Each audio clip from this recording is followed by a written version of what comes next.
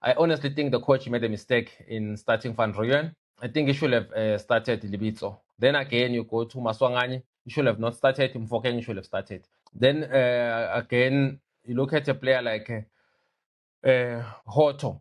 Hoto should always play as long as fit, honestly speaking. This is the kind of a guy who just creates pressure. You saw when he came in, he created that sense of urgency. To put him on the bench for what? You want to defeat Sundowns, you want to win the league, you still put players like, you don't have a luxury to put a guy like Hoto because even when he's on the pitch, he's the one who lifts the other players up. This project of playing Daba, it's lovely, but sometimes if you are going in a war, you need to go with your best soldiers.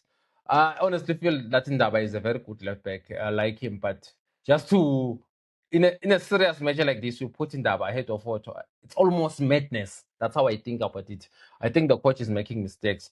Putting him for on the bench, obviously, it's almost yeah. They said I mustn't use the word nonsense, honestly, but it's almost unnecessary. It's almost one of our viewers. Before you say people are now calling me to tell me what to say, no, it's not anyone else. It's one of our viewers. But obvious again, I just feel it was a madness.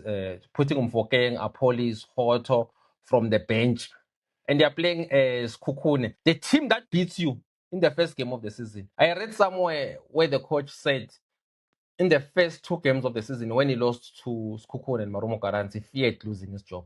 I wonder if now he's not fearing of losing his job, if he's still gonna do this mix.